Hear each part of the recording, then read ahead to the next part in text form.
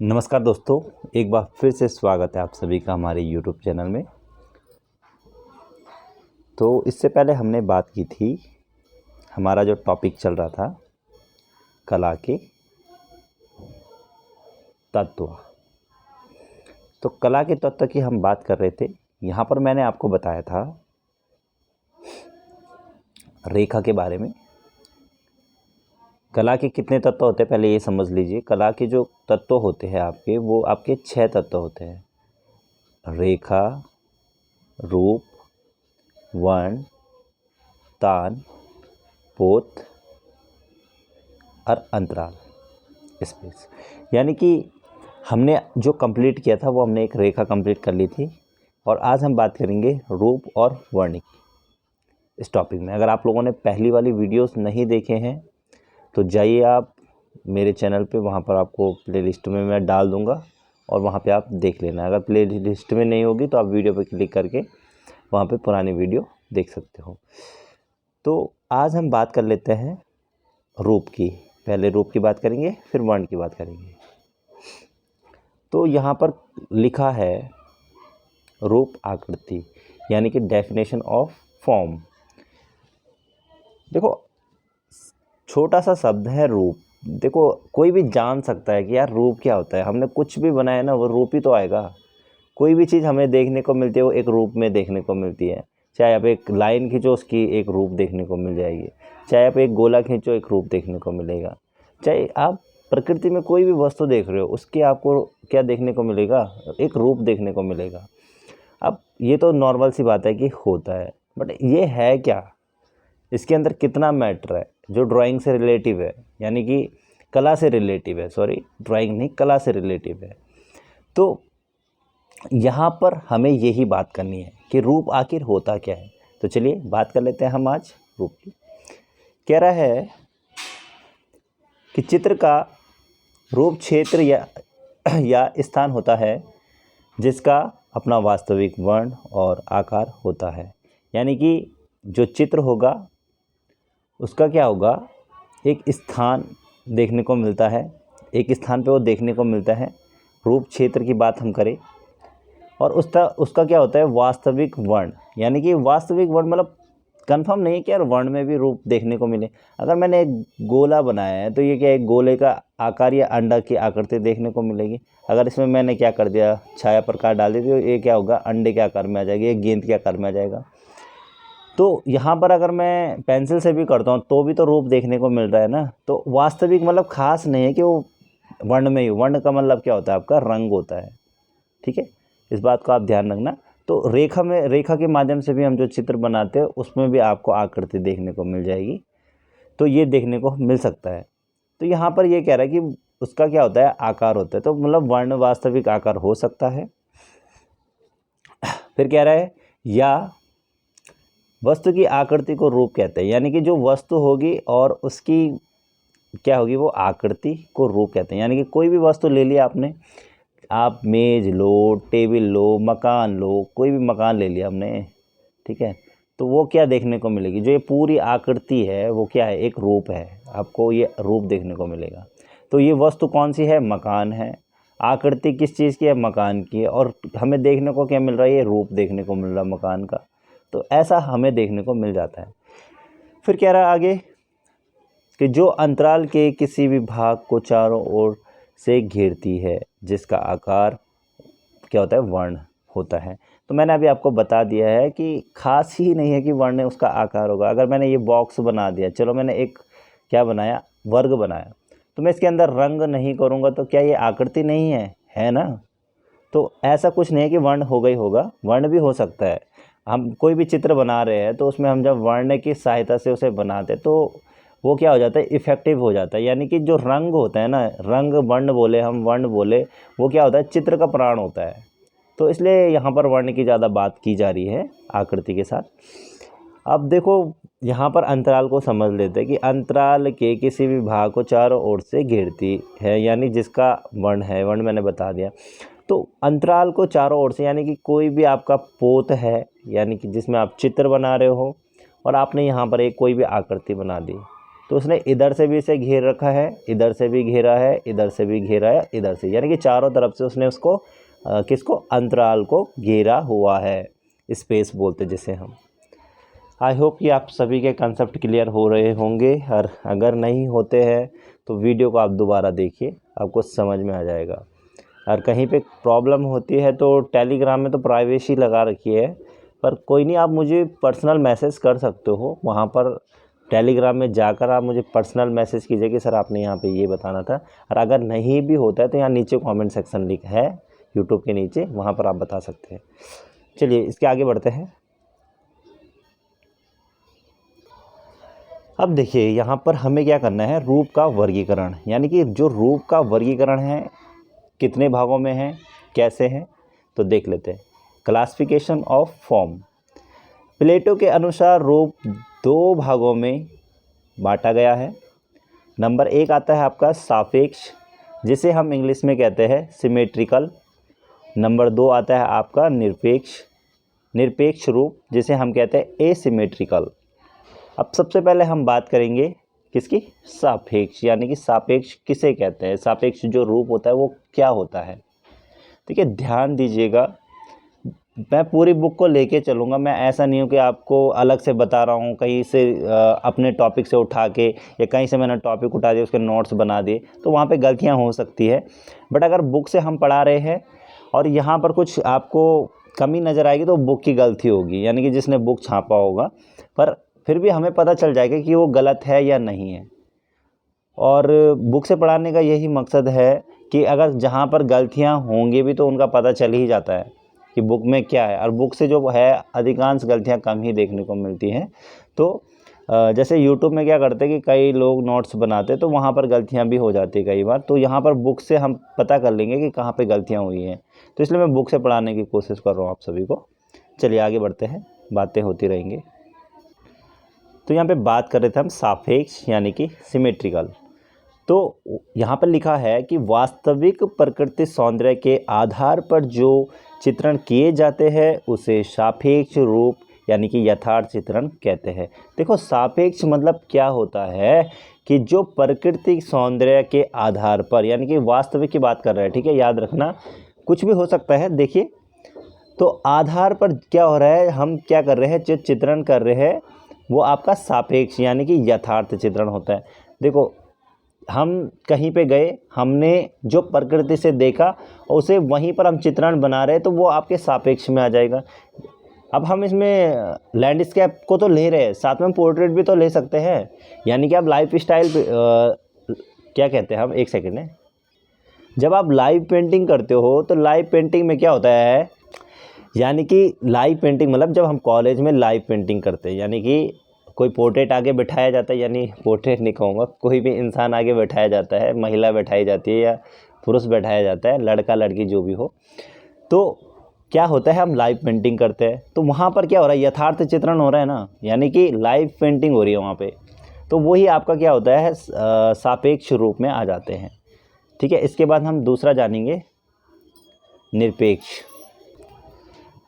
Number 2 है निरपेक्ष यानी कि एसिमेट्रिकल। क्या होता है, कह रहा है कि किसी आकृति में ज्यामितीय या स्वत रेखांकन प्रक्रिया को निरपेक्ष रूप कहते हैं। देखिए कोई भी ज्योमेट्रिक आकृति या रेखांकित जो होती है प्रक्रिया, उसमें उसे हम निरपेक्ष कहते हैं। ज्योमेट्रिक होनी चाहिए कुल मिला के, या फिर हम किसी यांत्रिक औजारों का प्रयोग करके जो आकृति को रूप प्रदान करते हैं। अब देखो इसमें 2 फॉर्म्स उसने बता दिया है, 2 टिप इन्होंने हमें बता दिया है। मैं ये बताऊंगा कि एक तो हो गया ज्योमेट्रिक, यानी कि जो ज्योमेट्री के माध्यम से होगी उसे हम निरपेक्ष कहेंगे, और दूसरा यांत्रिक औजारों की सहायता से प्रयोग जो आकृति की जाती है, प्रयोग जो आकृति को रूप प्रदान किया जाता है, वही आपका क्या हो जाता है, निरपेक्ष। अब ज्योमेट्रिक में क्या आ सकता है, तो आपका यही तो आएगा ना, ज्योमेट्रिक वर्ग हो गया, देखो हमने किसी स्केल से वर्ग बना दिया, आयत बना दिया, घन बना दिया, तो मतलब यही चीज़ आपको देखने को मिलेंगी। और भी चीज़ें हो सकती हैं, तो ये आपके निरपेक्ष में आ जाएंगी। शायद स्पीड हो रहा है, थोड़ा स्लो करता हूँ। मैंने नॉर्मल बता दिया आपको कि निरपेक्ष यानी कि ज्योमेट्रिकल यंत्रों के माध्यम से, और इससे पहले हमने पढ़ा था सापेक्ष। तो सापेक्ष में यथार्थ बता दिया मैंने, प्राकृतिक चित्रण का वास्तविक जो आधार होता है जो हम चित्रण करते हैं, और वो आपका यथार्थ में हमारा चित्रण होता है, तो आपका आ जाएगा सापेक्ष में। अब देखिए यहाँ पे नेक्स्ट जो हेडिंग है, आधुनिक चित्रकला में रूप के भेद। अब हमें यहाँ पे भेद बताने हैं, ठीक है। तो रूप के भेद क्या क्या होते हैं। नंबर 1 है आपका सक्रिय, इसे हम नियमित कहे या सममित कहे। दूसरा होता है आपका सहायक, अनियमित, असममित रूप हम इसे कह सकते हैं। तो सबसे पहले हम जानेंगे कि आखिर सक्रिय रूप किसे कहते हैं, तो इसके बारे में पढ़ लेते हैं।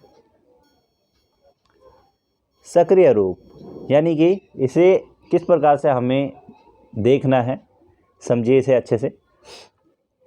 किसी चित्र में जिसकी प्रमुख भूमिका होती है वह सक्रिय रूप कहलाता है। अब देखिए यहाँ पर प्रमुख भूमिका की बात आ रही है, यानी कि कोई भी चित्र हो उसमें जो प्रमुख भूमिका होती है वो सक्रिय होता है, सक्रिय रूप। अब देखिए सक्रिय रूप क्या होता है, ठीक है। तो यहाँ पर मैंने कोई भी एक पोत ले लिया, मतलब पृष्ठभूमि ले ली, और यहाँ पर आपकी कोई मुख्य आकृति है और इसके पीछे कुछ और है। यहाँ पर पर्वत हो गया, यहाँ पर पेड़ हो गए, यहाँ पर मकान हो गया, कुछ भी है ना। तो इसकी जो मुख्य आकृति, प्रमुख आकृति की बात कर रही है, प्रमुख आकृति की बात कर रहे हैं, वो सक्रिय रूप होती है। तो प्रमुख आकृति आपकी ये इंसान जो मैंने बनाया है, ये प्रमुख आकृति हो गई।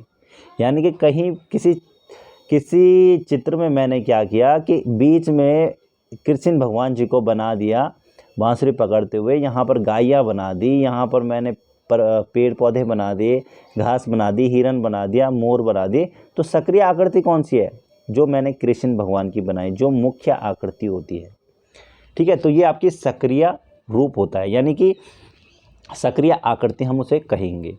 अब देखो नंबर 2 पॉइंट क्या है, आई होप कि आपको समझ में आ गया होगा कि सक्रिय रूप क्या होता है। तो नंबर 2 है आपका यहाँ पे सहायक रूप। तो सहायक रूप में कह रहा है कि किसी चित्र में प्रमुख भूमिका निभाने वाले को जो अन्य रूप एकत्र होकर सक्रिय रूप को बल प्रदान करते हैं उसे सहायक रूप कहते हैं। तो ध्यान से देखिए कितना अच्छा पॉइंट है, अच्छे से समझिएगा इसे, सारे कंसेप्ट आपके क्लियर होंगे। बस एक बार आपको ध्यान देना है कि क्या चल रहा है, कैसे बताया जा रहा है।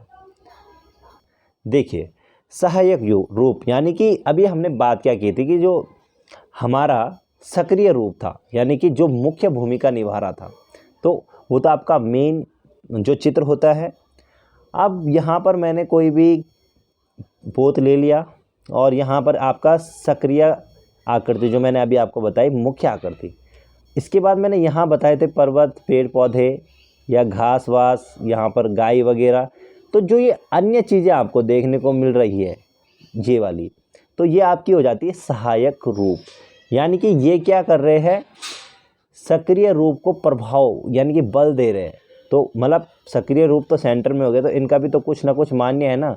अगर ये आकृति अट्रैक्टिव लग रही है तो क्यों लग रही है, क्योंकि पीछे का बैकग्राउंड भी अच्छा है, साथ में यहाँ पर कुछ अच्छे जानवर बनाए गए हैं, फूल पौधे वगैरह जो भी चीज़ें हैं अच्छी बनाई गई। तो ये क्या कर रहे हैं, सक्रिय आकृति, यानी जो सेंटर में है आपकी, प्रमुख सेंटर में हो सकती है, कहीं पे भी हो सकती है, पर मुख्य आकृति होनी चाहिए वो, है ना। तो उसको क्या करते हैं, ये बल प्रदान कर रहे हैं। तो यही आपकी क्या होगी, सहायक रूप कहा जाएगा हम इसे। तो ये क्या कर रहे हैं, उसे बल देते हैं और यही क्या कहलाते हैं, सहायक रूप। समझ गए होंगे आप लोग। चलिए आगे बढ़ते हैं। अब देखिए यहाँ पे क्या कह रहा है, तो यहाँ पर पॉइंट, इस वाले पॉइंट को देखिए, रूप का प्रभाव यानी कि इफ़ेक्ट्स ऑफ फॉर्म। तो सबसे पहले यहाँ पे आयत रूप यानी कि रेक्टेंगुलर। तो रेक्टेंगुलर की जब बात आती है तो यहाँ पर ये इसके जो प्रभाव है वो हमें देखने हैं। नंबर पहला यहाँ पर देखें हम, शक्ति यानी कि स्ट्रेंथ, एकता, यूनिटी और स्थिरता यानी कि स्टेबिलिटी। तो ये आपके आयत के क्या हो जाते हैं, प्रभाव हो जाते हैं। और ये आयत का आपको यहाँ पर चित्र देखने को मिल जाएगा। नंबर 2 है त्रिभुजाकार रूप यानी कि ट्रायंगुलर फॉर्म की बात करेंगे हम। सुरक्षा, सिक्योरिटी। सेकंड है आपका शाश्वतता जिसको हम बोलते हैं परमानेंसी। उसके बाद है आपका विकार। तो ये त्रिभुजाकार के क्या हो जाते हैं, प्रभाव। ये आपका त्रिभुज हो गया। तो ये प्रभाव आप याद रखिएगा क्योंकि कई बार पूछा जाता है कि सुरक्षा किसका प्रभाव है, किस आकृति का प्रभाव है, तो आपको बताना पड़ेगा त्रिभुज। नंबर 3 पे है आपका अंडाकार रूप यानी कि ओरल। इसके हो जाते हैं आपके लावण्य, जैसे हम बोलते हैं ग्रेस, सौंदर्य, चाम और सृजन यानी कि बॉर्न। ये आपके क्या हो जाते हैं, अंडाकार के प्रभाव की बात हो रही है यहाँ पे। ये आप याद रखना कि हम रूप के प्रभावों की बात करें कि क्या क्या प्रभाव देखने को मिलते हैं किन आकृतियों में। नंबर 4, तो नंबर 4 की बात करें तो वृत्ताकार रूप की बात कर रहे हैं यहाँ पे। इसको हम बोलते हैं स्फेरिकल। तो इसके जो प्रभाव है, पूर्णता यानी कि हम बोलते हैं फुलनेस, आकर्षण, इम्प्रेशन और गति को बोलते हैं मोशन, और विशालता। ये आपके इसके क्या होंगे, प्रभाव देखने को मिल जाएंगे। गोले के प्रभाव है ये, ठीक है, मतलब अंडाकार जो आकृति होती है आपकी। वृत्त का प्रभाव ये देखने को मिलेगा हमें। उसके बाद है आपका नंबर 5, तो ये हो जाता है आपका उल्टा त्रिभुज, विलोम त्रिभुज। तो रिवर्स ट्रायंगुलर इसे कहते हैं। इसके जो प्रभाव है, अशांति, डिस्टरबेंस। दूसरा आपका लिप्तता जिसे बोलते हैं हम इंटेग्लमेंट। और नंबर 3 है आपका परिवर्तन यानी कि चेंज। तो इसके प्रभाव ये हो जाते हैं। उसके बाद है आपका नंबर 6 पॉइंट जो होता है, ये छठा पॉइंट में क्या है कि मुक्त रूप यानी कि फ्री फॉर्म। कह रहा है कि स्वतंत्रता यानी कि फ्रीडम यहाँ पर देखने को मिलता है। इसका जो प्रभाव है मुक्त रूप का, तो वो स्वतंत्रता, फ्रीडम देखने को मिलता है।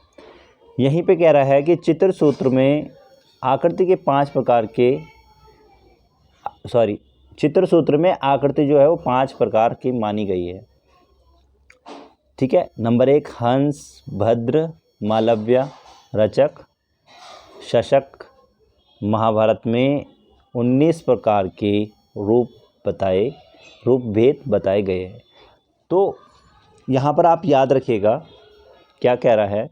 चित्र सूत्र मैंने आपको पहले भी बता दिया है। इसमें जो आकृति है वो 5 प्रकार की है, ठीक है। एक हंस हो गया, भद्र, मालव्य, रचक, शशक। और महाभारत में क्या है, 19 प्रकार के रूप बताए गए हैं, रूप भेद बताए गए हैं। तो ये यहाँ पर इम्पोर्टेंट हो जाता है। तो ये था हमारा रूप का। अब हम बात करेंगे आगे वर्ण की, यानी कि रंग की बात हम करेंगे। तो रूप के बारे में जो समझाया हमने, आई होप कि आपको समझ में आया होगा। अब हम बात करेंगे वर्ण की। तो देखिए यहाँ पे नंबर 3 आपका पॉइंट है वर्ण। अभी हमने पहले बात की थी रेखा की, एक बार बैक रिवीजन कर लेते हैं। फिर दूसरा हमने देखा था रूप अभी, और अब हम बात करेंगे नंबर 3 पे वर्ण।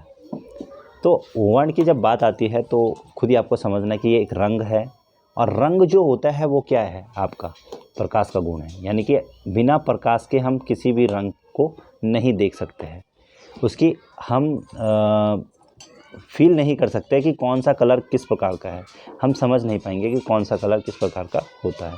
तो प्रकाश जब आपका रंगों में पड़ता है या आपका कहीं भी पड़े, तो उसकी रंग की अनुभूति हमें हो जाती है कि ये लाल है, पीला है, नीला है, हरा है, जो भी है, वटेवर जो भी है।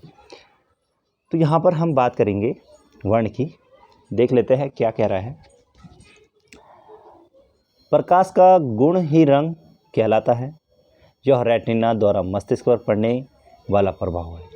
यानी कि जो प्रकाश का गुण है वो क्या है, आपका रंग, और ये क्या करता है, रेटिना द्वारा मस्तिष्क पर पड़ने वाला प्रभाव।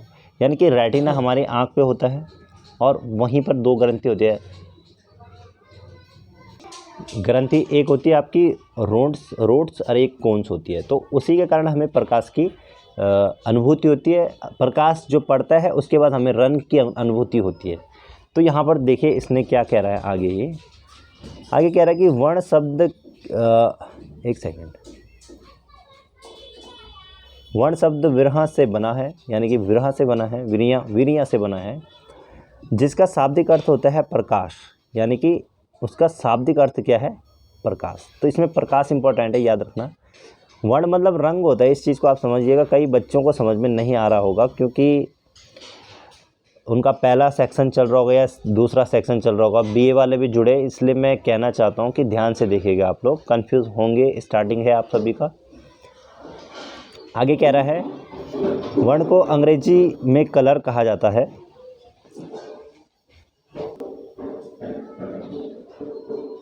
तो अंग्रेजी की बात करें हम, रंग को अंग्रेजी में कलर कहा जाता है, इसे रंग भी कहा जाता है। तो ऑफकोर्सली वर्ण को हम रंग कहते हैं, अभी बात वही चल रही है।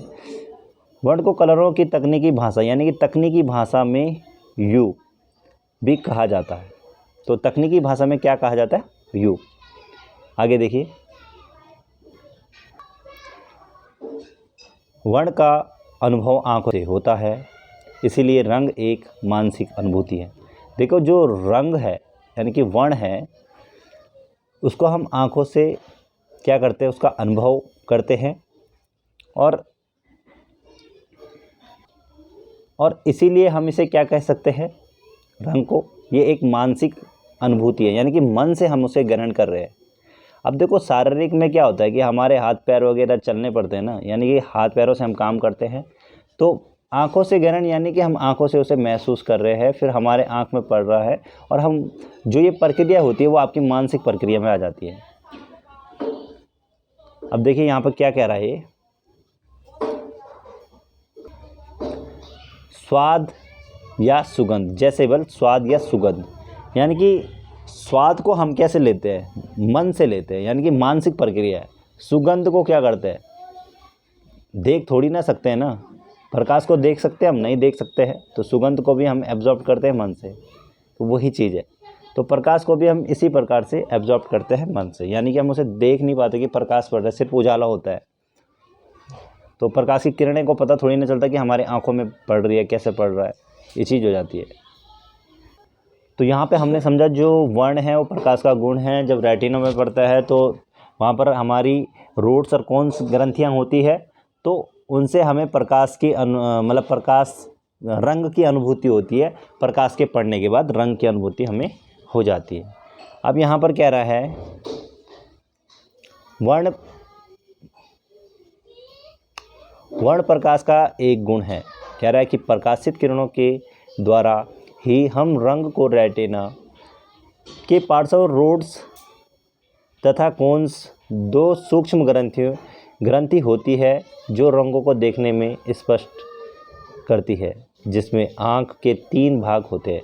देखिए आँख के 3 भाग होते हैं, और यहाँ पे समझ लीजिए जब आपका प्रकाश पड़ता है हमारे आँख पे तो वहाँ पर आपका रेटिना होता है, और उसके पार्श्व में रोड्स तथा कोन्स जो 2 ग्रंथियाँ हैं, सूक्ष्म ग्रंथियाँ हैं, उनके कारण क्या हो रहा है, हम रंगों को क्या कर रहे हैं, स्पष्ट देख रहे हैं। ठीक है। अब क्या होता है, यहाँ पर आँख के 3 भाग हैं, तो देख लेते हैं। नंबर 1 है आपका अक्षपटल, नंबर 2 है शंकु यानी कि कोन, और उसके बाद आपका रोड्स। तो ये 3 आपको देखने को मिल जाएगी।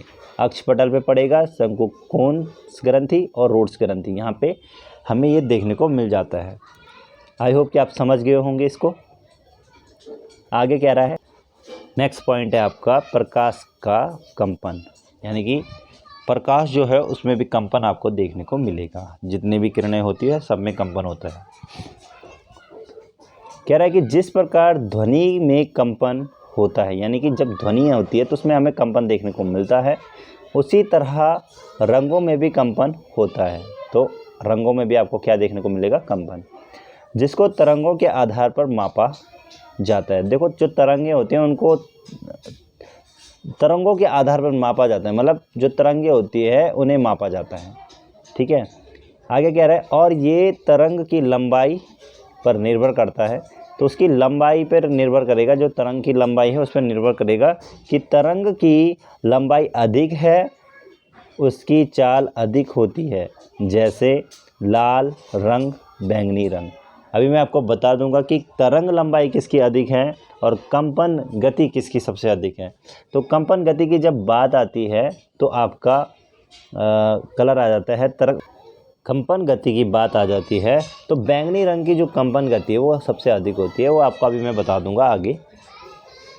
तो यहाँ पर ये कह रहा है तो जो हर कलर होगा उसकी तरंग लंबाई, तरंग गति कम ज़्यादा, ये दोनों चीज़ें देखने को मिल जाती है।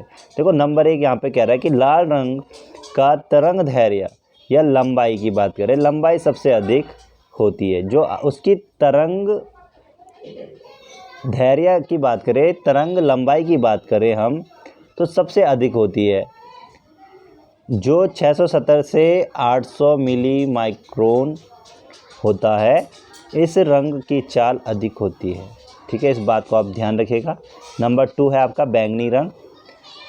कह रहा है कि बैंगनी रंग का तरंग दैर्घ्य या लंबाई सबसे कम। देखो इसकी तरंग जो होगी, तरंग दैर्घ्य जो लंबाई होगी वो कम होगी, जो 400 से 476 मिली माइक्रोन होता है। इसकी चाल कम होती है, ये याद रखिएगा आप। तो लाल रंग का तरंग जो होगा वो ज़्यादा और बैंगनी रंग की जो तरंग होगी वो कम होगी, पर कंपन गति बैंगनी की ज़्यादा है और लाल की कम होती है। आगे कह रहा है कि सफ़ेद रंग में समस्त तरंगों की लंबाई मिश्रित होती है, यानी कि जो सफ़ेद रंग होगा उसमें समस्त तरंग, जो भी तरंगें होंगी उनकी लंबाई मिश्रित होगी, मतलब एक समान होगी, मिश्रित मर्ज होगी। आगे है नंबर 4 पे, काले रंग में प्रकाश का पूर्ण अभाव होता है, इसीलिए अंधकार होता है। तो काले रंग की जब बात आती है तो इसमें प्रकाश का जो होता है वो पूर्ण अभाव होता है। यहाँ पे प्रकाश की अगर हम बात करें तो इसलिए जो काला रंग है वो हमें अंधकार के रूप में देखने को मिलता है, मतलब अंधेरा टाइप का ज़्यादा हमें उसमें देखने को मिल जाता है। अब आता है आपका मेन पॉइंट है, ध्यान से देखिएगा। वर्ण का गुण, क्वालिटी ऑफ कलर्स। कह रहा है कि वर्ण के मुख्य 3 गुण होते हैं। तो 3 गुण कौन कौन से हैं? नंबर 1 है आपका वर्ण रंगत, यानी कि कलर ऑफ ह्यू। नंबर 2 है वर्ण का मान, कलर ऑफ वैल्यू। उसके बाद है नंबर 3 वर्ण सघनता, यानी कि कलर ऑफ क्रोमा। तो सबसे पहले हम जानेंगे रंगत के बारे में, पहले वाले के बारे में। तो रंगत की बात हम करेंगे। रंगत किसे कहते हैं? कह रहा है कि यह मुख्यतः वर्ण का प्रमुख रंग होता है जिसे दूसरे वर्ण से अलग किया जाता है, जैसे पीलापन, लालपन और नीलापन। तो लाल, पीला, नीला यानी कि प्राथमिक रंग में भी आ जाते हैं आपके। और यहाँ पर खुद ही कह रहा है ये कि ये मुख्य वर्ण है ना, प्रमुख रंग है, तो ये अलग ही होगा, दूसरों वर्णों से क्या है, इसे अलग किया जा रहा है। तो ये आपके किस में देखने को मिल जाएगा? रंगत में। उसके बाद है आपका मान, यानी कि वैल्यू। हल्के लाइट व गहरे डार्क वर्ण का मान होता है, यानी कि जो हल्के कलर होंगे, हल्के लाइट और गहरे डार्क। तो हल्के लाइट यानी कि हम वाइट के साथ बात करें, वाइट को मिलाएंगे तो हल्का जाएगा, यानी उसका मान क्या होगा? बढ़ेगा। और गहरे के साथ डार्क के साथ मिलाएंगे तो उसका मान क्या होगा? घटेगा। जितना कलर काला होगा, मतलब जितना, जैसे लाल रंग के साथ मैंने काला मिलाया तो वो क्या होगा? उसका मान घटता रहेगा। अगर मैंने उसके साथ वाइट मिला दिया तो उसका मान बढ़ जाएगा। तो यही इसमें इसी को माना जाता है कि मान किसे कहेंगे, हम इसी को कहेंगे मान।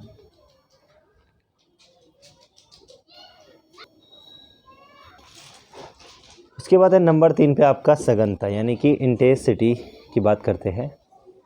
कह रहा है कि यह रंग की शुद्धता का घातक होता है। तो रंग की क्या होता है, शुद्धता का घातक होता है। जो शुद्ध रंग होते हैं आपके, वर्ण जितना शुद्ध होता है उसका उतना ही अधिक घनत्व होता है। यानी कि कोई भी रंग आपका जितना शुद्ध होगा उसका उतना क्या होगा, घनत्व अधिक होगा। फिर कह रहा है कि किसी वर्ण में तटस्थ रंग या धूमिल रंग मिलाकर वर्ण सघनता को कम किया जा सकता है। ध्यान से देखिएगा, यानी कि अगर हमने किसी भी वर्ण में यानी कि रंग में तटस्थ रंग यानी कि धूमिल रंग, तटस्थ रंग कौन कौन से, काला, सफ़ेद और इन दोनों से मिलकर जो कलर बनता है ग्रे, तो ग्रे कलर जो होता है ये आपके हो जाते हैं तटस्थ रंग। तो वही कह रहा है कि इनमें अगर हमने तटस्थ या धूमिल रंग मिलाए तो उसकी सघनता, वर्ण की सघनता क्या हो जाएगी, कम हो जाएगी। अगर नहीं मिलाएंगे तो घनत्व बढ़ेगा। अब जैसे क्या कह रहा है, काला सफ़ेद, काला प्लस सफ़ेद बराबर आपका स्लेटी होता है, ब्लैक प्लस वाइट यानी ग्रे। रंग मिलाकर सघनता को कम किया जा सकता है। तो सघनता क्या होता है, शुद्धता का घातक होता है। तो ये थे आपके रंग के गुण, रंगत, मान और सघनता। अब यहाँ पे बात करते हैं हम आगे न्यूटन की। तो न्यूटन के अनुसार क्या हो रहा है, देखिए न्यूटन ने 1680 में प्रिज्म के माध्यम से जब प्रकाश को गुजारा तो उसमें रंगों का समूह पाया गया जिसे स्पेक्ट्रम की संज्ञा दिया। इस स्पेक्ट्रम में 7 रंग होते हैं। देखिए क्या कहना चाहता है, न्यूटन जो है एक वैज्ञानिक है। तो उन्होंने क्या किया था, 1680 ईस्वी में प्रिज्म के माध्यम से उन्होंने क्या किया, प्रकाश को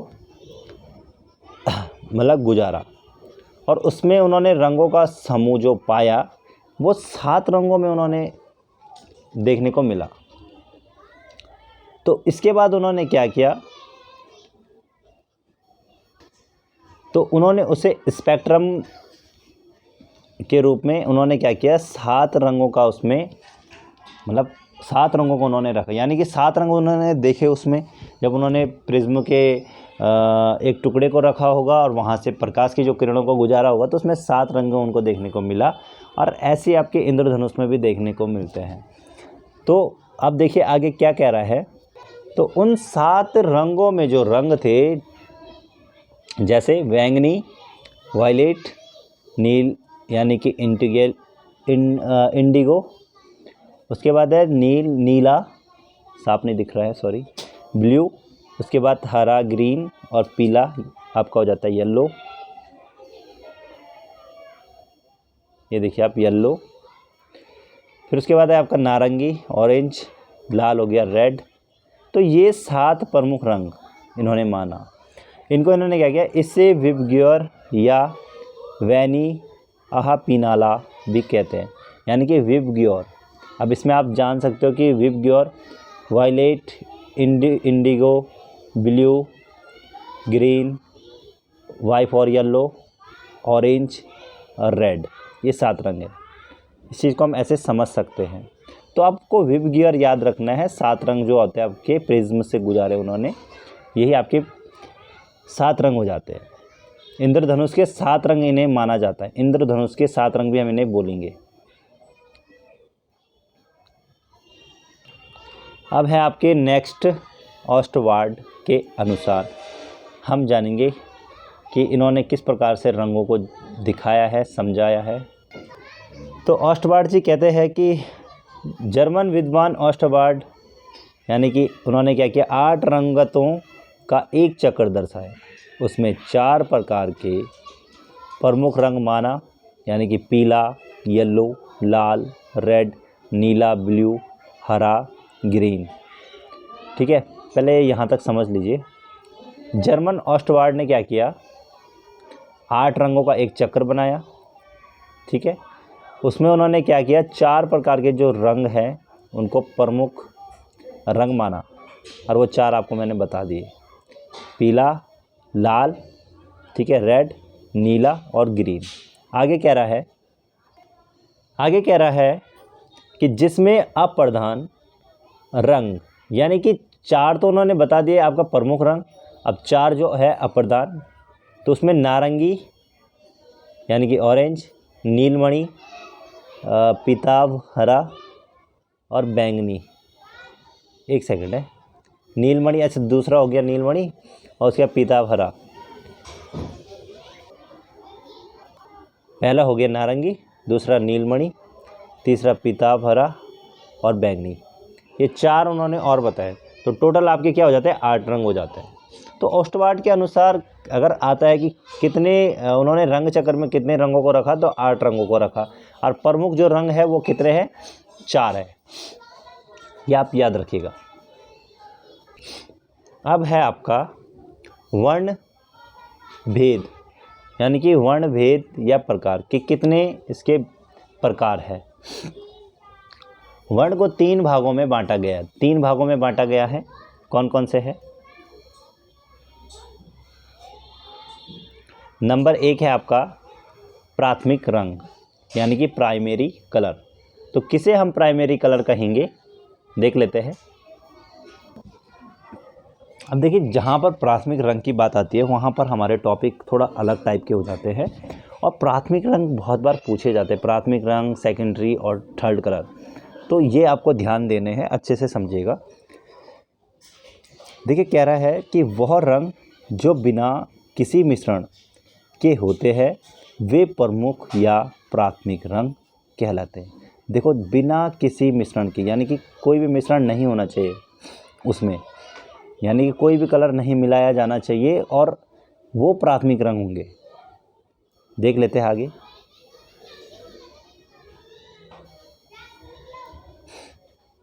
कह रहा है लाल, रेड, पीला, येलो, नीला, ब्लू, यानी कि लाल, पीला और नीला तीनों रंग सबसे शुद्ध होते हैं।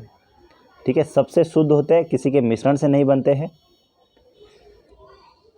इनका अपना निजी अस्तित्व होता है।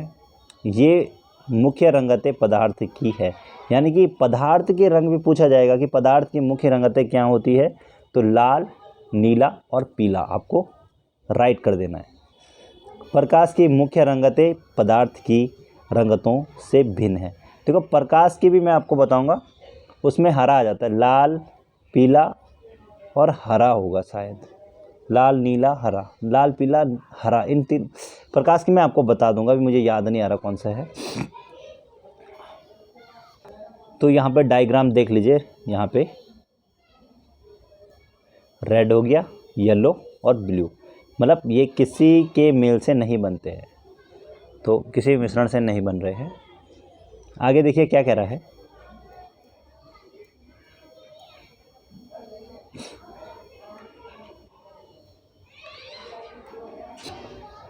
देखिए, मनोवैज्ञानिक के अनुसार 4 मुख्य रंगतें लाल, हरा, पीला और नीला माना जाता है। ऑस्टवार्ड ने इन 4 रंगों को आधार माना, यानी कि उन्होंने इन्हीं 4 रंगों को आधार माना था। मैंने कहा था ना, मुख्य रंगतें माने थे जो, वही चीज़।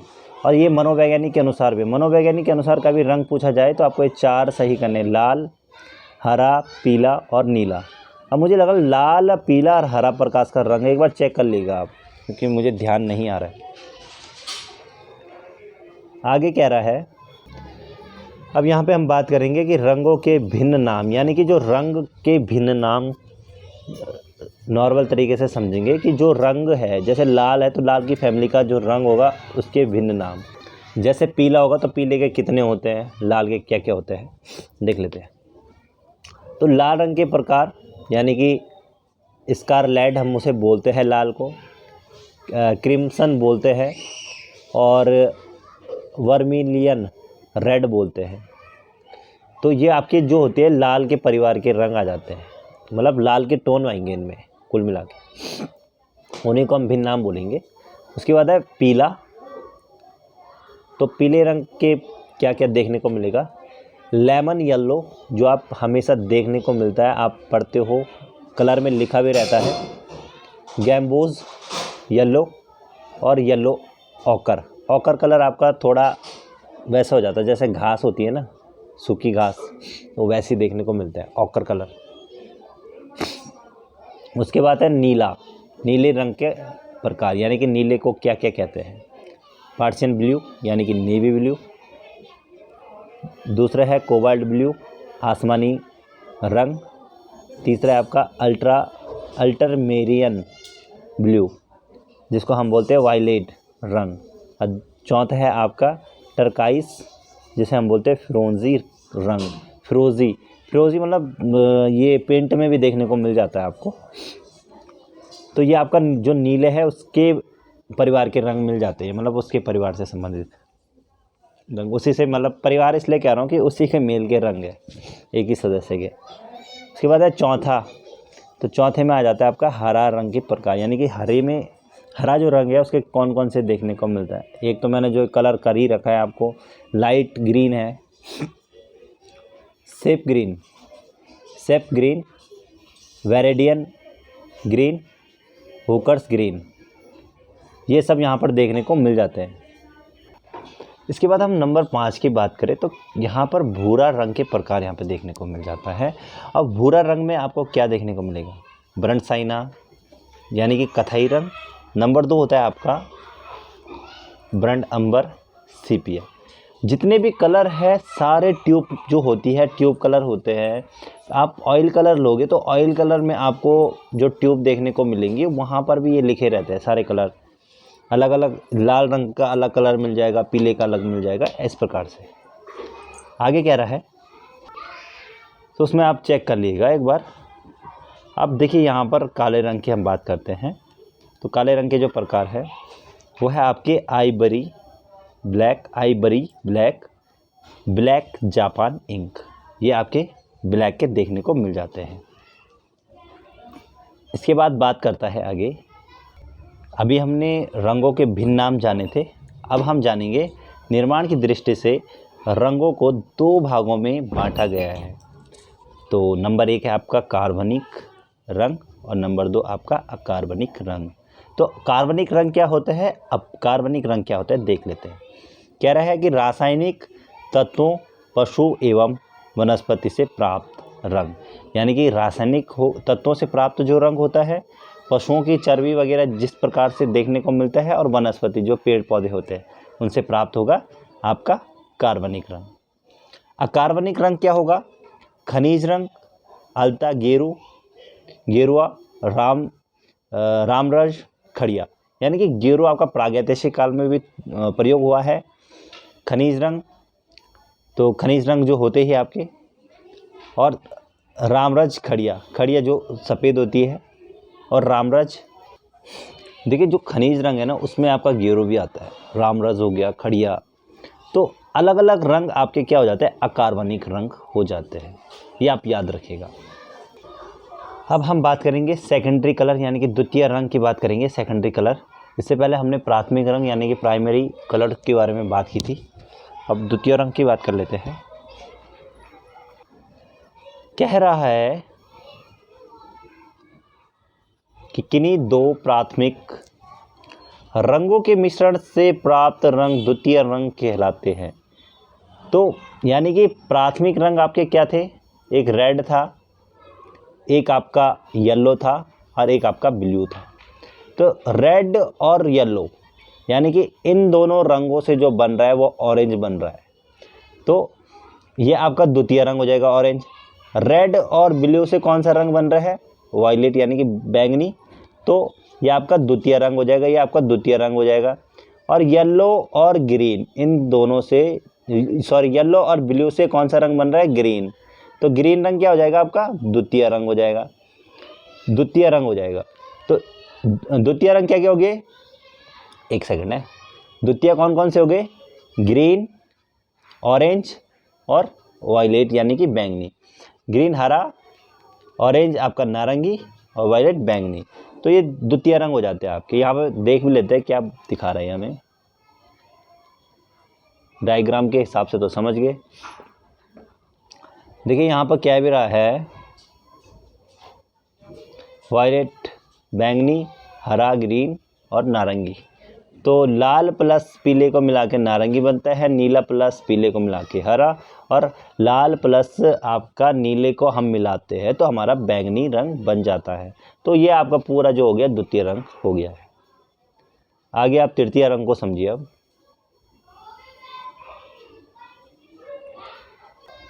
अब देखिए यहाँ पर भी कंडीशन सेम है, बस थोड़ा सा समझिएगा अच्छे से, कोई भी परेशानी नहीं होगी, कोई भी दिक्कत नहीं होगी आपको समझने में। तो तीसरा यहाँ पर पूछ रहा है कि तृतीय रंग यानी कि थर्ड कलर, कह रहा है कि द्वितीय रंगों के परस्पर मिलने से जो रंग प्राप्त होता है या बनता है उसे हम तृतीय रंग कहते हैं। देखो प्राथमिक रंग को हमने मिलाया तो द्वितीय बना, अब हमने द्वितीय रंगों को मिश्रित करना है आपस में तो तृतीय रंग बन जाएगा। देखिए द्वितीय रंग आपके क्या क्या थे, मैंने बताया था आपको, बैंगनी यानी कि वॉयलेट, ठीक है। दूसरा मैंने आपको बताया था ग्रीन, हरा, और तीसरा मैंने आपको बताया था ऑरेंज यानी कि नारंगी,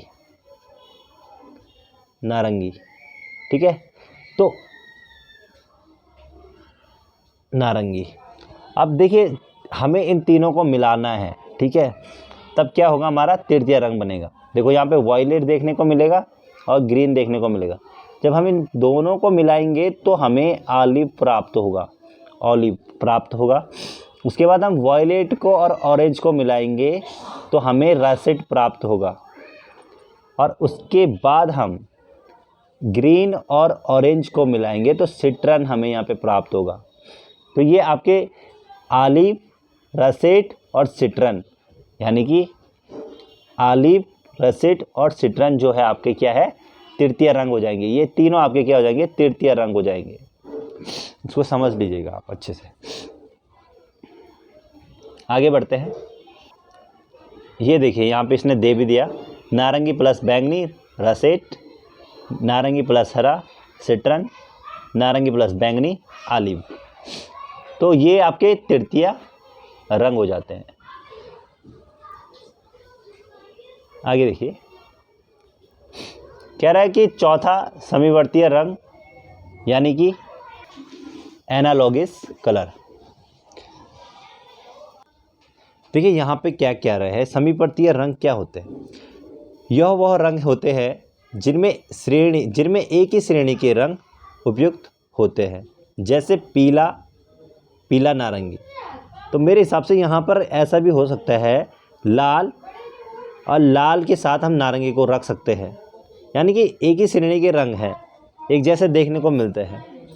यहाँ पे इसने नारंगी डाल दिया, इन रंगों में पीला रंग जो है वो उपयुक्त होगा, तो यहाँ पर आपका लाल उपयुक्त हो जाएगा, नारंगी आपका दूसरे में आ जाएगा। फिर हम यहाँ पर बात कर सकते हैं लाल जामुनी, जामुन की तरह कलर होता है जिसका, उसकी बात हम कर सकते हैं। तो यहाँ पर आपका प्रमुख जो होगा वो लाल हो जाएगा।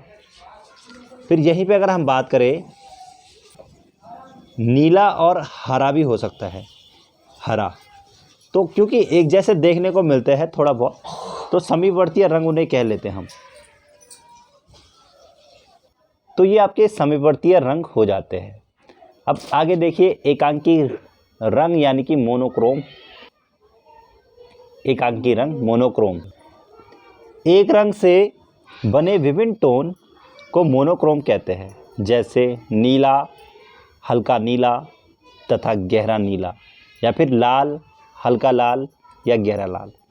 मोनोक्रोम का काम आपको ज़्यादातर मैं बता दूं एमए में आपको करने के लिए मिलेगा, बाकी और जगह का पता नहीं, पर जहाँ से हमने किया एचएनबी यूनिवर्सिटी श्रीनगर, तो वहाँ पर हमने मोनोक्रोम जो किया था वो हमने एमए में किया था, यानी कि एक ही रंग से आपको विभिन्न प्रकार के चित्रों को बनाना पड़ता है। मैं लैंडस्केप की बात करूं तो मोनोक्रोम जो था, यानी कि जो मोनोक्रोम है, एक ही रंग, जैसे मैंने लाल रंग ले लिया, जैसे एक सेकंड, जैसे मैंने क्या किया कि यहाँ पर नीला रंग लिया, तो नीले रंग के मेरे को सारे टोन बनाने पड़ेंगे, गहरा भी बनाना पड़ेगा, हल्का भी बनाना पड़ेगा।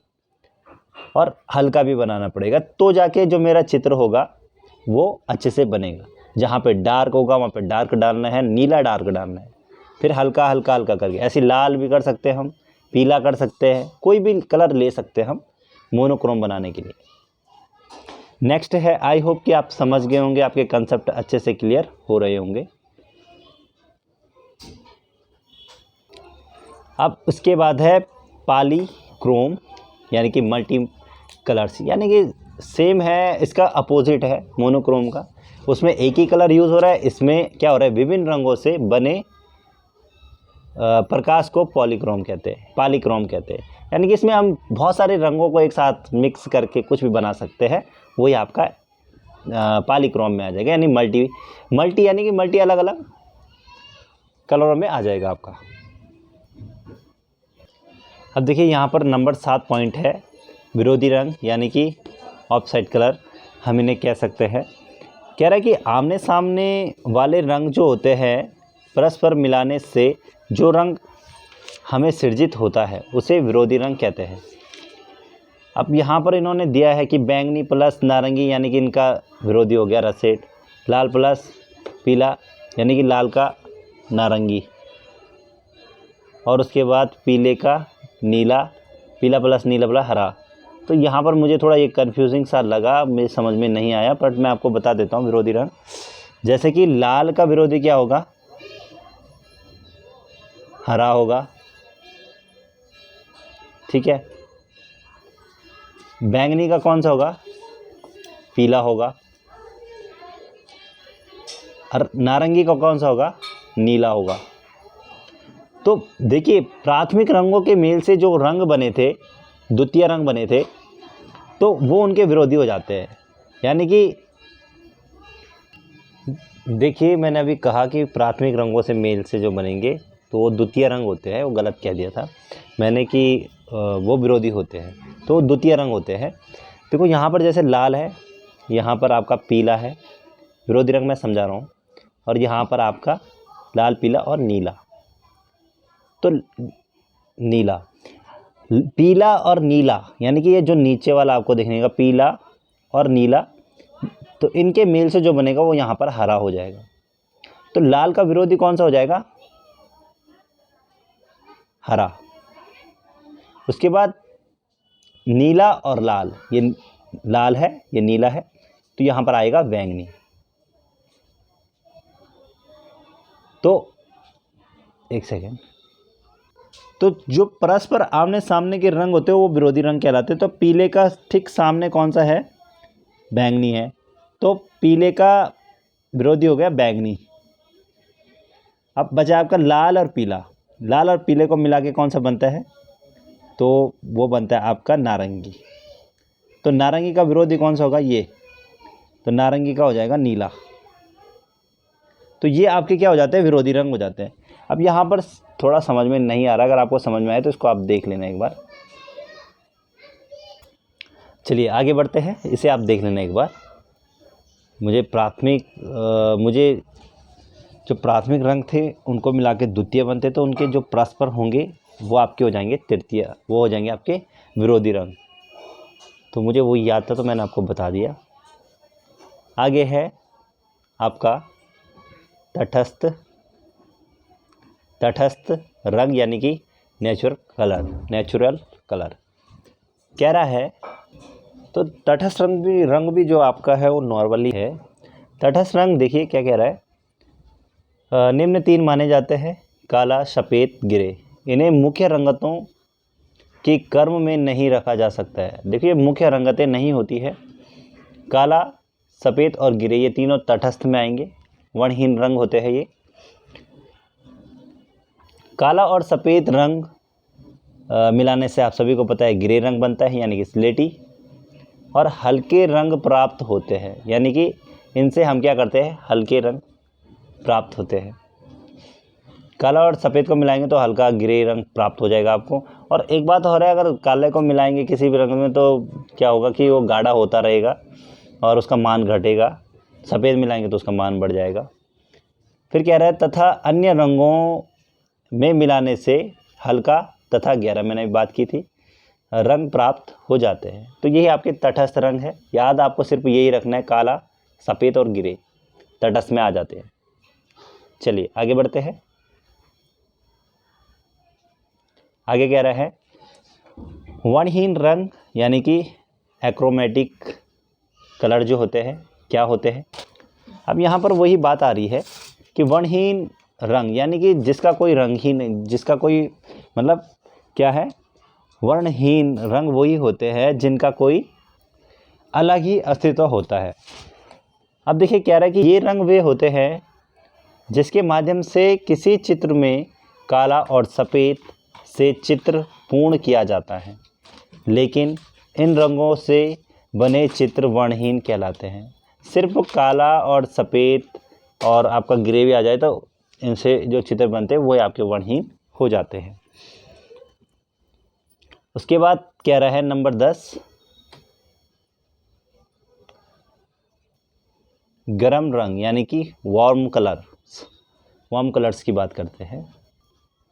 तो जहाँ पर हमारे गर्म रंग की बात आती है, गर्म रंगों की बात आती है, तो वो आपके वही हो जाएंगे जिससे हमारी आंखों को क्या होती है, शांति का प्रतीक नहीं देखने को मिलता। यानी कि आंखों में जलन महसूस या कह सकते हैं कि वहाँ से हटने का मन करता है, हमारा वहाँ पर रहने का मन नहीं करता है जहाँ पे हमें इस प्रकार के कलर देखने को मिलते हैं।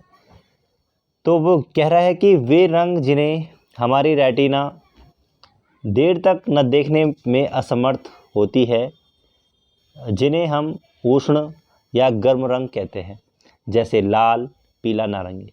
यानी कि जो हमारा रेटिना है, आँख में रेटिना होता है, वहीं मैंने आपको ग्रंथि भी बता दी थी,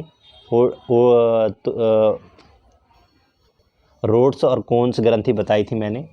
तो हमारा जो रेटिना है वो असमर्थ हो जाता है, उसे वो ज़्यादा देर तक नहीं देख पाता है उस रंग को, तो उन्हीं को हम गर्म रंग कहते हैं, उष्ण रंग कहते हैं। और उनमें आपके लाल आ जाता है, पीला और नारंगी। आपको इम्पोर्टेंट ये याद रखना है कि गर्म रंग आपके लाल, पीला और नारंगी। चलिए आगे बढ़ते हैं। 11 पे आपका ठंडा रंग यानी कि कूल कलर्स। तो ठंडे रंग वही होंगे जो जिससे देखकर हम एकदम भयभीत हो जाते हैं और उसकी तरफ आकर्षित हो जाते हैं कि कितना सुंदर ये देखने को मिलता है। वातावरण की बात करूँ, कहीं भी बात करूँ मैं, तो कह रहा है कि वह रंग होते हैं जो हमारे रेटिना को सुखद एवं शीतलता प्रदान करते। शीतलता मतलब ठंडा ही होता है। और हमारी आंखों को मतलब एक वहाँ पर ये होता है कि अगर हम जाएंगे तो हमारा बार बार जाने का मन करता है कि हमें ऐसी जगह में जाना चाहिए। तो वो ठंडा शीतल रंग कहते हैं, यानी कि वो ठंडे होते हैं और उनको शीतल रंग भी कहते हैं। यानी कि ठंडा शीतल जो भी हम कह सके, बात एक ही है। और ये जो कलर होते हैं ठंडे, आपके नीला, हरा और सफ़ेद।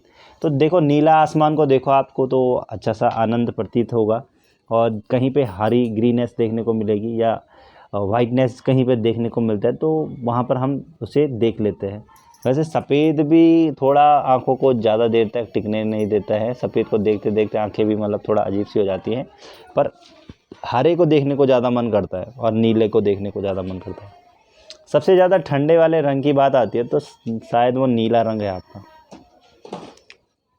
वो मैं आपको बता दूंगा बाद में, जब मैं एक अच्छे से टॉपिक बनाऊंगा तो मैं आपको बता दूंगा कि कौन से रंग क्या क्या है। अब देखिए यहाँ पे रंगों का प्रभाव यानी कि इफ़ेक्ट ऑफ कलर्स। तो किस रंग का क्या प्रभाव है हम बात करेंगे यहाँ पे।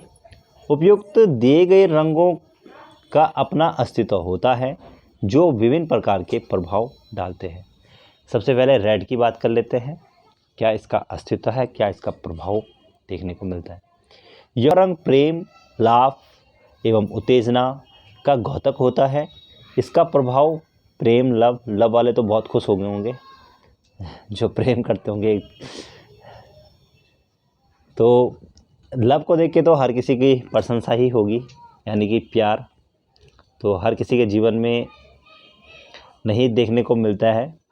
और अगर हम बात करें तो टाइम पास ज़्यादा देखने को मिलता है आज की डेट में। अगर आप प्रेम करते हो तो भाई सच्चे मन से कीजिए, तो ये ज़्यादा इम्पोर्टेंट होता है। अगले इंसान को भी खुशी होगी आपको देख के। इसके बाद हम बात करें हाईलाइट कर रहा हूँ कभी कभी मजाक भी कर लेना चाहिए वैसे, तो सीरियसली माइंड